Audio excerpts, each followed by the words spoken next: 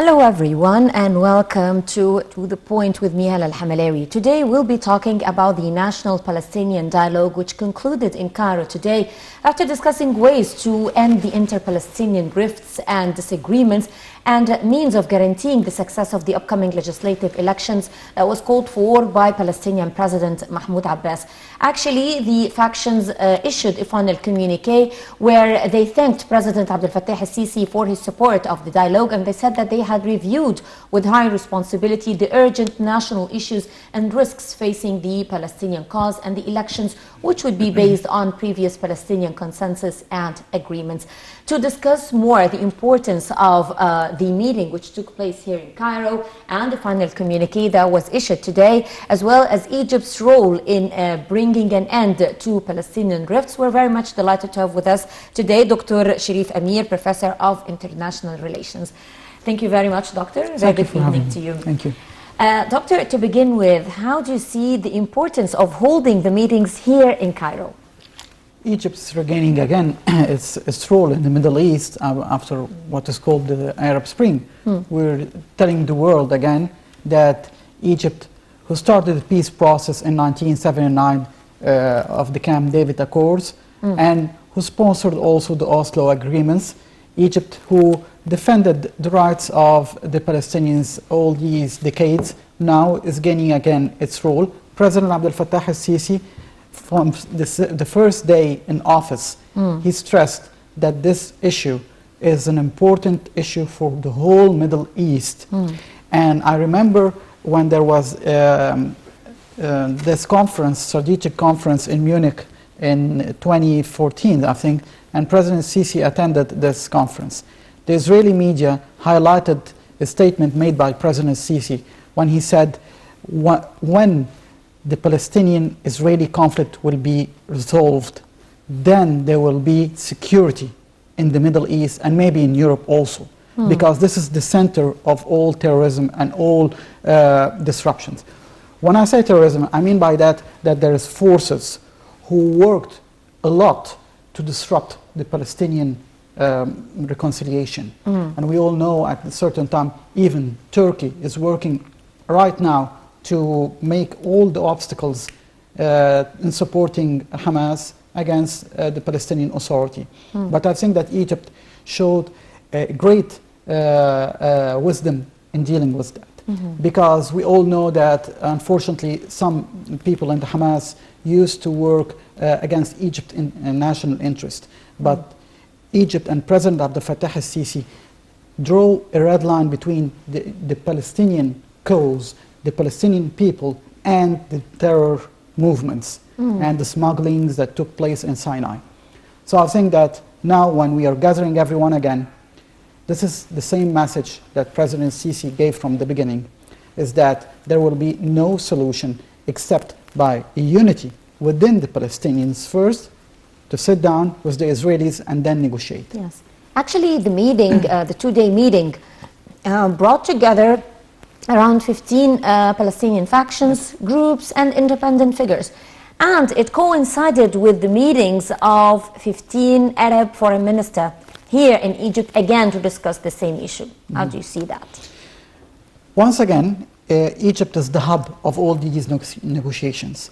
And I think that the Arab League now, and Egypt is endorsing Secretary General Ahmed Abul Ghait again to be the head of the Arab League. I think that this is a strong message that some people at a certain time thought that the reconciliation between the Gulf states and Qatar at that time, it means that we have decided not to go on with our demands, 13 demands. Well, what is taking place is showing the contrary, that Egypt is a strong country. Egypt is sponsoring the Arab issues, whether in Syria, whether in Iraq, whether in Gaza and the Palestinian Authority. So we're giving the message again that the Arab nations, if they want to gather, they come to Egypt. Egypt is still the stronghold, not only in security issues and military issues, also in peace and diplomacy. And I read 2 days ago in an outlet, media outlet, which is hostile to Egypt. And they said in English that Egypt is abandoning the Palestinian cause. And I said, as an analysis, my analysis, that means that Egypt is doing great. Because some forces do not wish to see us acting like that, whether Iran, whether Turkey. They want to see us put aside, as they have worked against us in 2011. The stalemates in the Palestinian cause serves their own interests. And this brings me to my next question. Do you expect Hamas and Fatah to put all the disagreements aside and start working together in order to sit on the negotiating table with the Israelis? Should we even expect one Palestinian delegation representing the Palestinians in international forums? It will take time and effort. And I think Egypt and our intelligence service and General Abbas Kamel made a great effort in that. But still, as I said, there are finances coming from hostile countries who do not wish to see Egypt influencing all this issue. But I think, let's see the whole picture. President Sisi had meetings with His Majesty King Abdullah of Jordan, because we know the influence of Jordan on the West Bank, and also it has a huge Palestinian majority in the population there. Yes. We're working with our friends, our brothers in Iraq also. So that means, and let's not forget that when the Gulf states, especially the Emirates, signed the peace accords, what happened? It was for the benefit of the Palestinians. The expansion of the settlements were halted. Yes. And the Israelis decided to stop some of the constructions. So the whole picture shows that the balance is for the camp of peace, of dialogue, of unity between the Palestinians. And I think that now Iran and Turkey, I don't see their influence really in this issue, especially that now Qatar, who was financing as an Arab country, is trying to show good signs. Yes. So we hope there will be one delegation. Okay. And we have with us now over the phone His Excellency Ambassador Gamal Bayoumi, former Assistant Foreign Minister and Secretary General of the Arab Investors Union. Excellency Ambassador Bayoumi, thank you very much for being with us. And today we're talking about inter-Palestinian reconciliation. Perhaps the Palestinian factions have issued a final communique today in Cairo. Your take in this regard, and how do you see Egypt's role in bringing inter-Palestinian reconciliation? Very important effort, and we have to encourage it. And I think Egypt is the most able country to do this job, because we are accessible face for all the parties, whether in Palestine or in any Arab country. It is very important to know. And we have a big problem with the Palestinian question within the Palestinians themselves. Because our opponents would tell you that we do not have a Palestinian leadership who can sign peace agreements. So Hamas should reconsider its position. And I am afraid to tell you that Hamas was seeking to establish a very small Islamic emirate in Gaza. This wouldn't solve the Palestinian problem. This wouldn't serve the Islam at all. So this is the role of Egypt in order to make the Palestinians elect one sole leadership, and this will convince the world that we are keen to establish peace on the Arab initiative, which was Land for Peace. Yes. Now Israel is in the same problem, because it is a divided country. Yes. We have never seen one party in Israel since 1948 ruling, because it has never elected one party by more than 50%. It's always minority against minority. And now we have a prime minister who is under suspicious, and his alliance are very far to the right. We have a new American administration, and today or yesterday there was a positive declaration from the foreign minister of the United States that the United States will continue to support the two-state solution for the Israeli-Palestinian problem. Mm-hmm. This is another good development. Mm-hmm. So let us wait and see, and from my humble opinion, that we have all the time to win this battle. Yes. How? Because it's simple.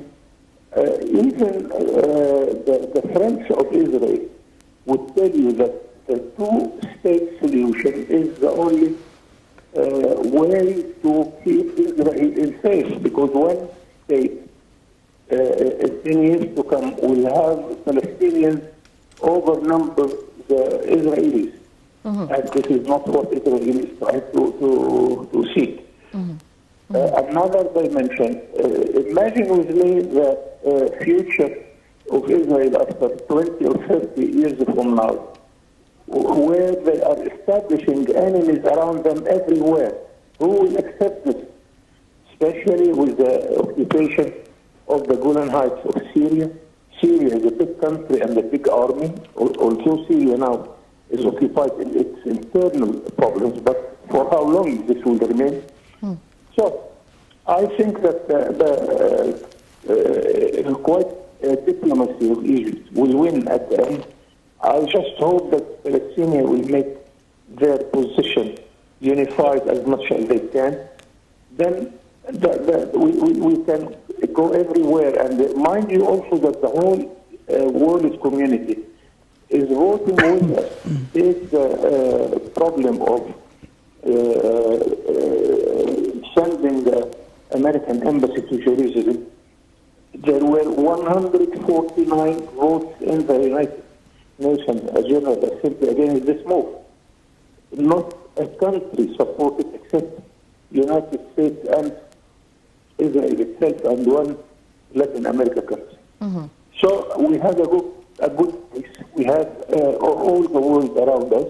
Uh-huh. Lately, Africa also is supporting the Palestinian question and refusing what Israel is doing against what somebody is telling you that Israel is penetrating Gaza. This is not true at all. Mm-hmm. So we have a very strong position legally and on the ground. Mm-hmm. So this may encourage all the Palestinian sections to come to reason and to accept one leadership and one opinion in order to solve their Palestinian cause. Mm-hmm. Ambassador Gamal Bayoumi, former Assistant Foreign Minister and Secretary General of the Arab Investors Union, thank you very much, Your Excellency, for being with us tonight.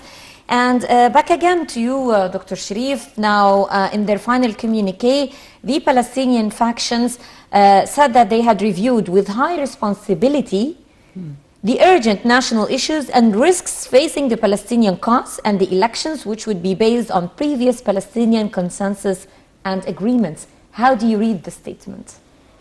Well, it's a strong commitment, and I think it's respect for Egypt's role.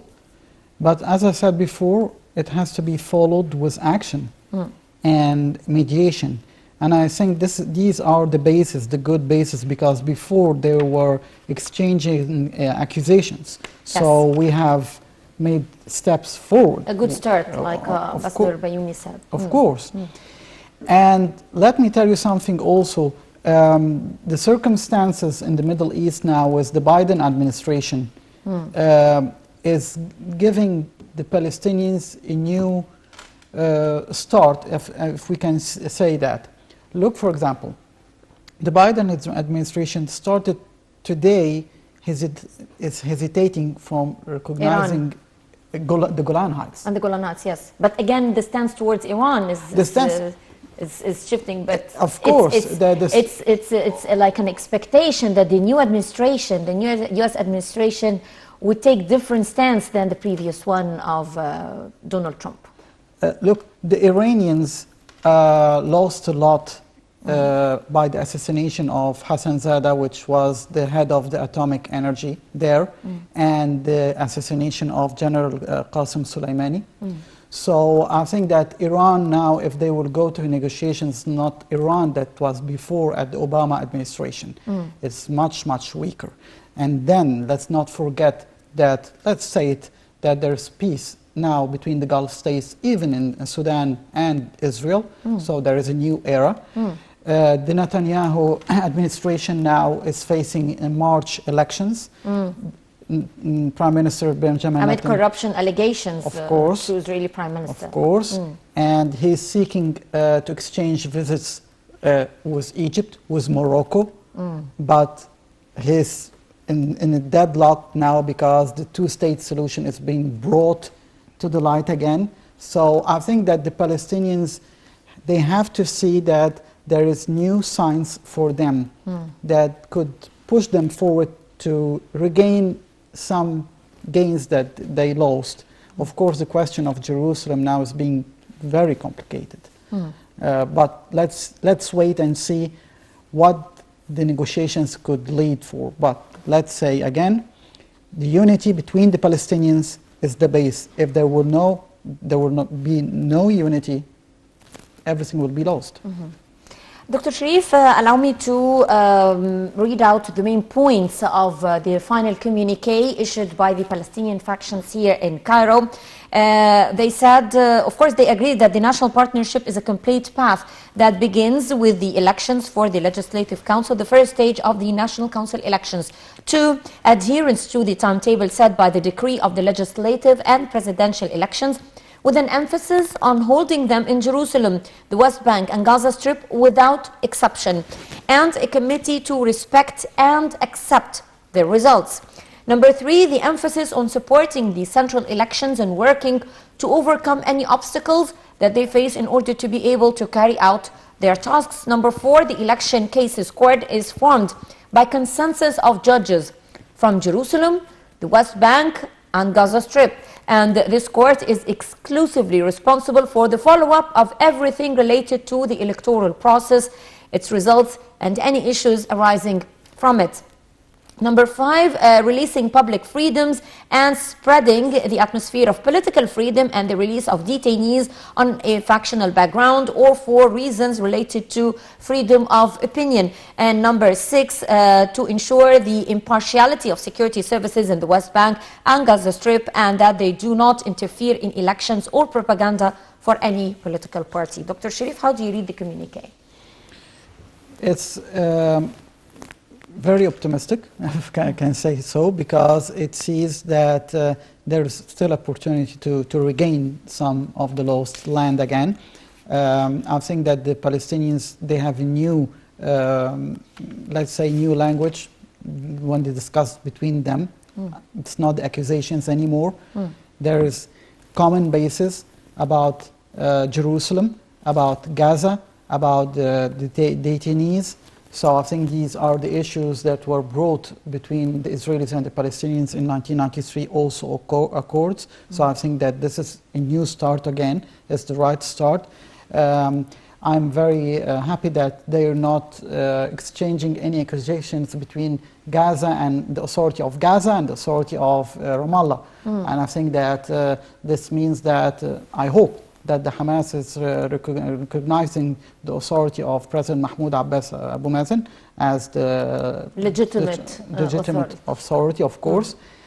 And let me say something. I think that I can read between the lines that they need the sponsorship. I do care about what's between the lines. Yeah, of course, that's essential. So that's the analysis here. Is that there will be a regional power that will lead all that, which is Egypt. Nothing of all these words will be brought to light except by the efforts of President Abdel Fattah al-Sisi and Egypt's role. So I think that they are showing that, okay, we are ready for a new start and we need help and we need the big brother, which is Egypt. And this is the message that we gave to the Palestinians since the issue started in 1948. So I think that now this means that Egypt will have a strong role again, because this was made in Egypt. It wasn't made in anywhere else. The statement A huge of significance for that. in Cairo, of course. And this means that now, if the Biden administration would like to host any peace initiative, It will be here in Egypt. of course, and the main mediator would be President Abdel Fattah al-Sisi. And I think that for the first time, the Palestinians will recognize that Egypt now is the only power guaranteeing their rights. The Gulf states will make huge investments if they will, they wish to see, not only Qatar. So let's not forget two main factors, Iran and Turkey, and I think that Palestinians, they have to make the choice. But do you expect Hamas to make some sort of compromises in the upcoming period or not? Frankly, I don't believe that Hamas would change its position, because Hamas has its own course of dealing with the issue. They have, I don't know how to call it, but they had bad relations with the Palestinian Authority and with Egypt and with Jordan. So, and they reach out to other countries like Turkey, like Qatar, like Iran, and there is the Jihad Islami inside, which is different from Hamas, following Iran.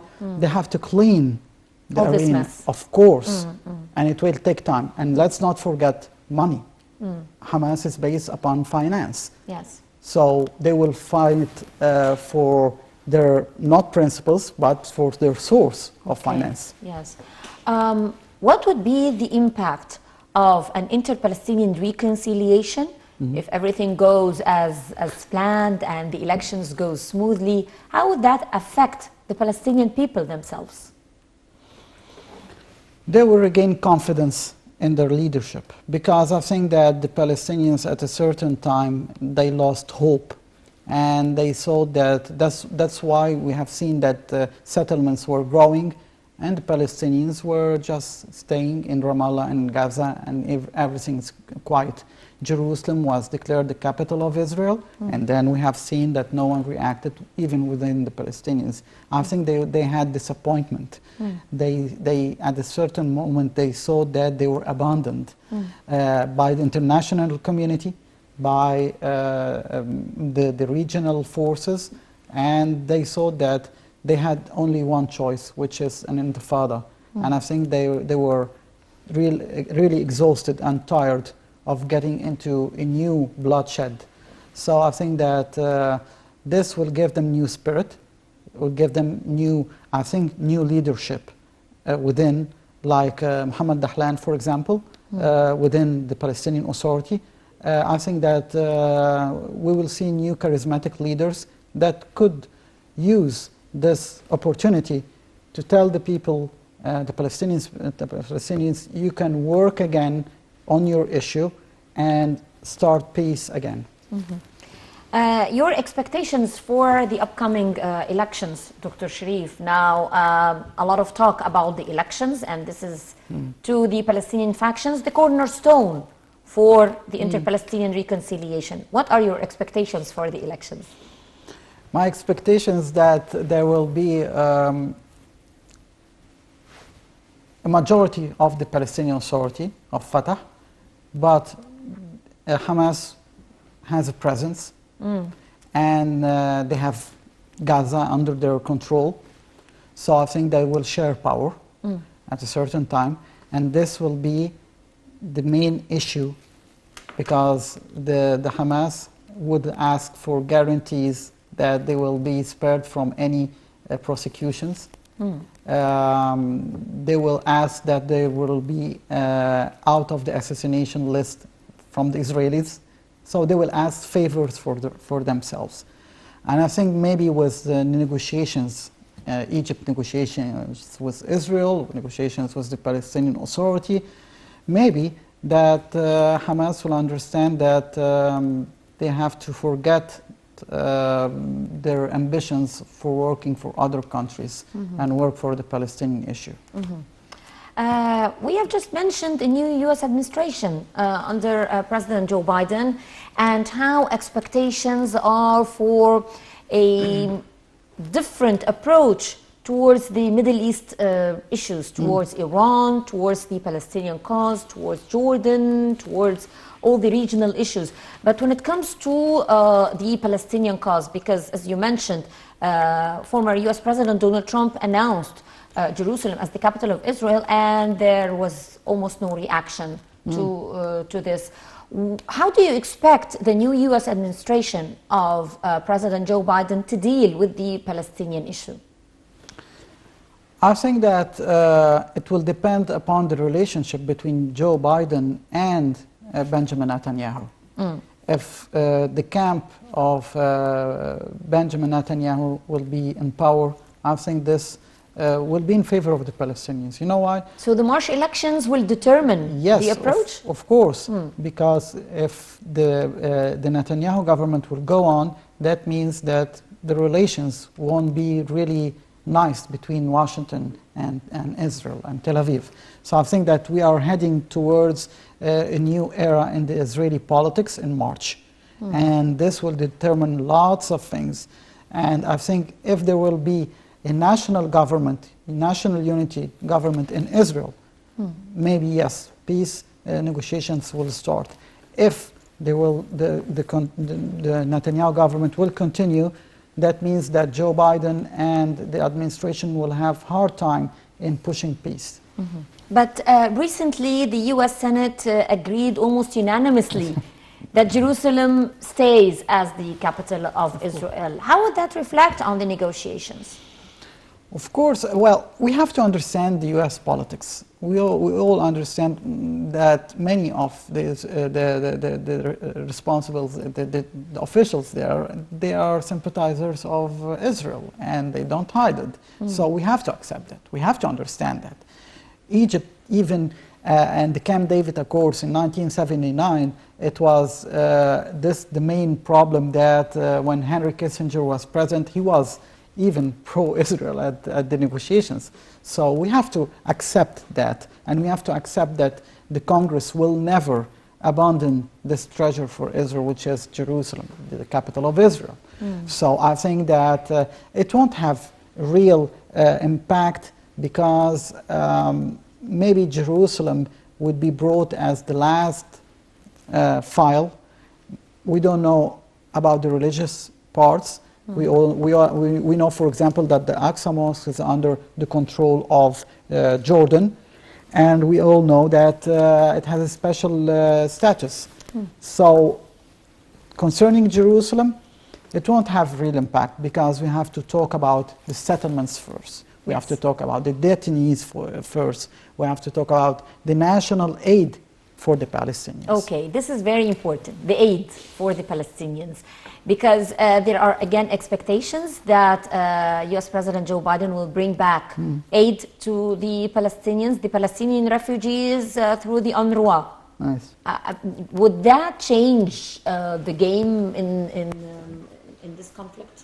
Yes, it will change, because the Palestinians at a certain moment started to feel that they are recognized, and people outside this region know that they need help. So this was boosting their ambition to ask more for negotiations, for peace. The disappointment that I just mentioned, it was because everyone cut the money at a certain time, and only Hamas was getting money from Turkey and Iran and Qatar. So this was the main problem. I think that the moment there will be an international aid for the moderate camp, let's call it like that, the Palestinian Authority camp, this will give it more strength to the Palestinians. They will see themselves recognized. They will feel that they have a role towards this issue. They will go to elections to vote, because let's not forget, the point is not making elections. The point is pushing the people to go to the ballots and vote, because abstention could kill the whole issue. Yes. If the people are disappointed, they won't go and vote. And they are. But now Yes. we're trying to change that. Exactly, There are attempts exactly. to change that. Exactly. So that's what I'm saying. The international aid will create new jobs for them. The UNRWA created schools, jobs, hospitals. People were working. So I think that the new aid will give them a new ambition. This will help, and this will make Israel very cautious in creating new settlements, because there is a population that being prosperous, getting money, having investments in their territories.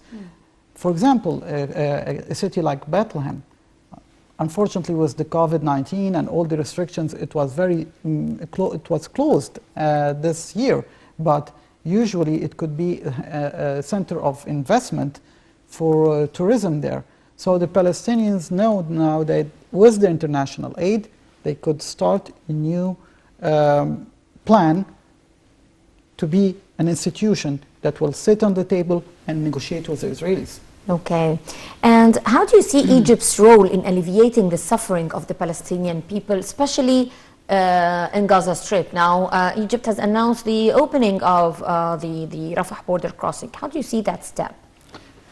Unfortunately, for a long time, some media, for example, like Al Jazeera, etc., they used to say that, allege, which is a huge lie, that Egypt closed the borders and people were starving and dying. That's not true. The Rafah crossing was always open for the elderly people, students, those who need humanitarian aid. It was always, even in the darkest moments of terrorism, Egypt separated between, and this is what we are very proud of our military, because we always separate between the humanitarian action and the military action. So we were defending our borders, yes. We are destroying the tunnels, yes. Stopping smugglers, yes. Fighting terrorism. That's and national security. It has nothing to do with... This is international law. This is our right. And we were doing a great job. But when there is elderly people and humanitarian cases, we open the borders. And now we will open again, because we see that if the people of Gaza will see that countries like Egypt offering help, they will understand that some factions were telling them lies about Egypt. Egypt is opening its arms for them, helping them, and we're telling them that the moderate way is the only way. Also, Egypt is sending humanitarian aid to the Palestinians, yes. in addition to, of course, opening the Rafah crossing. It is receiving Palestinian patients to be treated in Egyptian hospitals. All this is part of President Abdel Fattah al-Sisi's keenness to alleviate the suffering of the Palestinians. And students, and Palestinian students. Palestinian students. We cannot forget that. Yes. So we didn't ban them from anything. So I think that at a certain time, unfortunately, some international media were trying to portray Egypt as making or applying a plan to starve the Gaza people. No, that's not true. Do you think that in the upcoming period there will be projects in the Palestinian territories and perhaps cooperation with Egypt in this regards, and making use of the Egyptian expertise in this regard? Of course, we are now a producer of electricity, for example. And at a certain time, we started a project helping Lebanon. And I think that we will do the same with the Palestinians. And the Palestinians, I think they need Egypt's expertise in this case. There will be projects, of course. We had all our expertise now in Africa, for example, in Tanzania, in Congo, so we can help elsewhere. We can help the Palestinians. Even I heard about some seaports they wanted to create. We will help them doing all that. But it has to be according to our national security also. Of course, yes. Because this is a sensitive issue, and the Palestinians know that. So national security of Egypt is our priority. We will never, never relinquish that. And the second thing is helping the Palestinians. And as we mentioned, the meeting of the Palestinian factions here in Cairo coincided with the meetings of Arab foreign ministers. Yes. What is the role of Arab countries, Arab governments in supporting the Palestinians in the upcoming stage on the ground?